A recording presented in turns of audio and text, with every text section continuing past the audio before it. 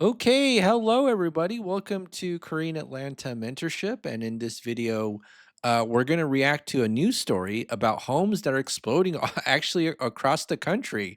And then it says catastrophic trend shows no signs of stopping. So this is a pretty crazy story. And I feel like it hasn't gotten that much attention and it only came out a month ago. So let's go ahead and watch.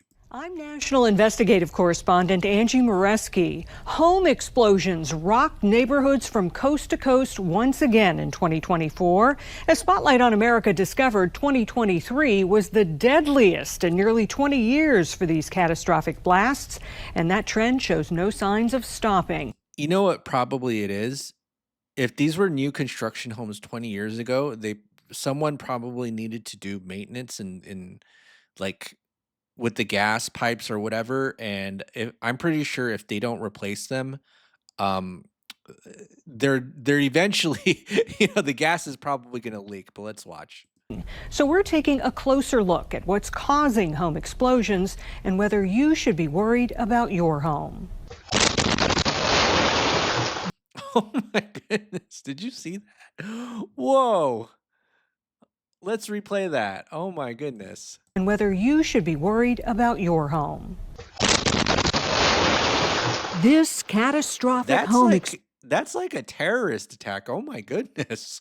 explosion captured on doorbell video was the deadliest nationwide in 2023, killing 6 people in the suburban neighborhood of Rustic Ridge just east Oh of my Pittsburgh. goodness!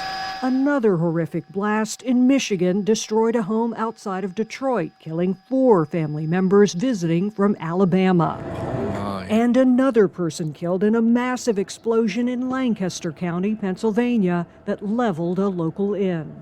These are just some of the sudden, devastating explosions that made 2023 the deadliest year since 2004 for gas-fed explosions.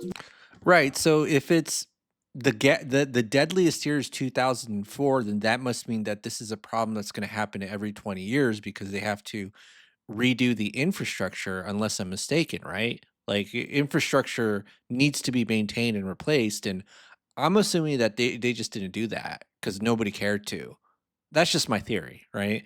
And luckily, in the house that I live in, I don't have any gas. It's all electricity.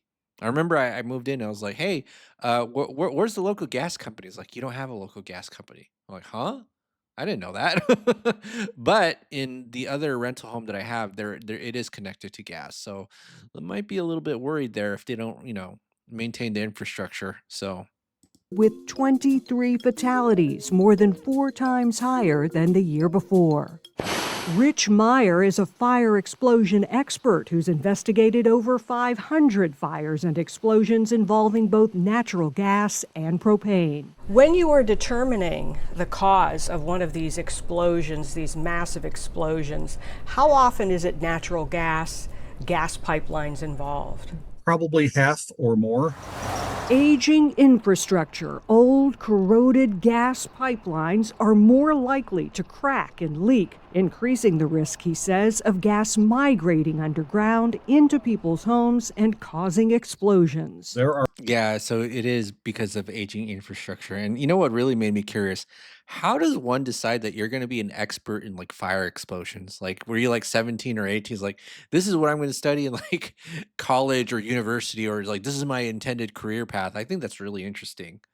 Never thought of that as a career path, but then I think I'd be like too scared to actually like learn this stuff. But um the fact that nobody really takes charge of the aging infrastructure, I feel like there needs to be some sort of incentive for the infrastructure or utility companies or gas companies to be able to replace the piping or whatever it is, right? So let's keep watching. are lines that have been in place for over 100 years, and they are breaking. What is the state of our natural gas pipeline infrastructure in the United States? I would not give it an A, that's for sure. I'd probably give it maybe a C, maybe a C minus. That's no bueno. C minus. Uh-oh. Good thing that I don't live in a neighborhood that uses gas, right? So people like I see on YouTube all the time people like dogging on new construction homes. I don't know if I got lucky or not, but so far I haven't had any problems, and I've been living here for about 3 years. Besides aging infrastructure, other significant issues that can cause leaks that lead to explosions include construction work, where pipes can be damaged during digging, and malfunctioning equipment.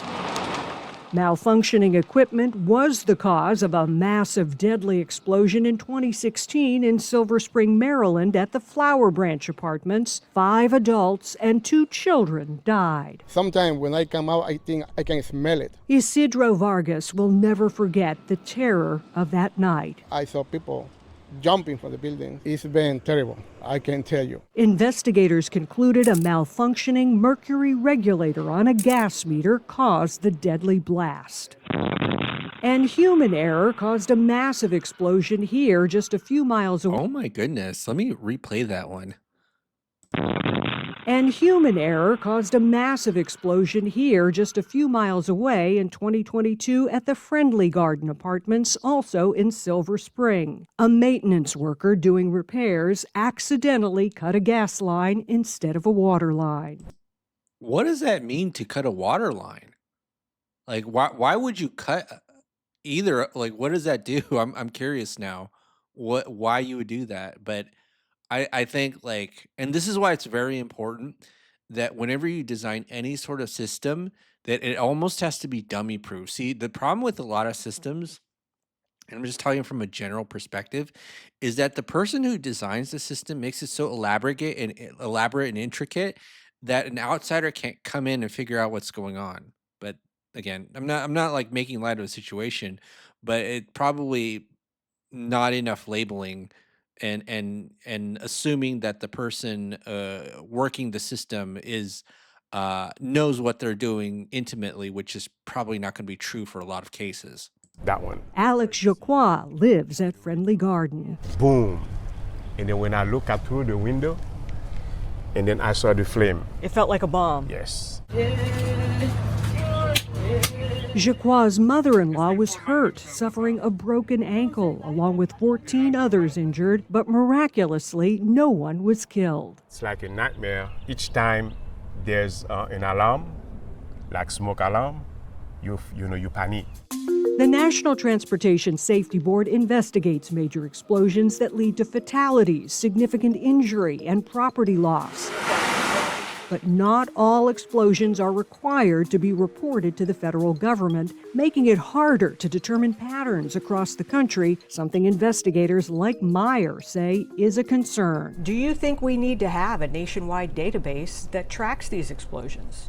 Yes, the more information you have, the better armed you are when it comes to fixing the problem. Whatever the cause, a buildup of gas fumes in your home can be extremely dangerous. Meyer says it takes a very small amount of energy to trigger an explosion. Static electricity from walking across a carpet, even just flicking a light switch, can be enough to set off a blast. If you smell gas, get out immediately. Don't stop. Don't call 911 while you're still in the home. Leave the home. Take everybody with you. The pace of catastrophic explosions sadly continues this year, with multiple deaths already.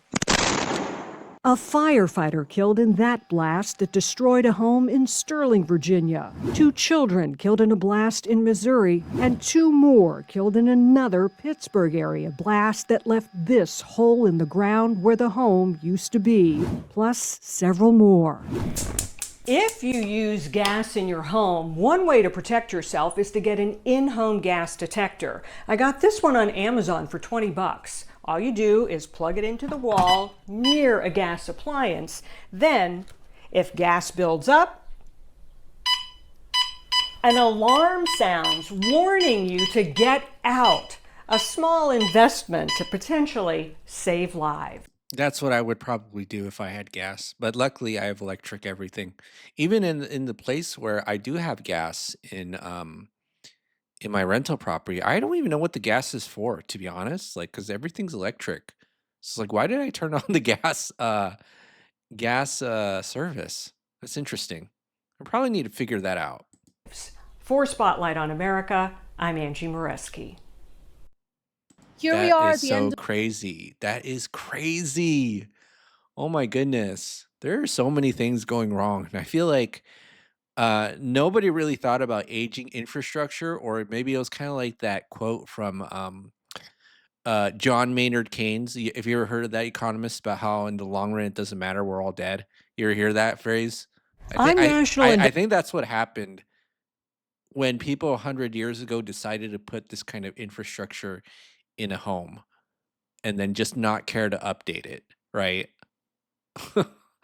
Oh, it's crazy. All right, well, that's it for today, folks. This is Cam Reacts. Again, I'm Cam, according to some of you, aka Korean Atlanta Mentorship.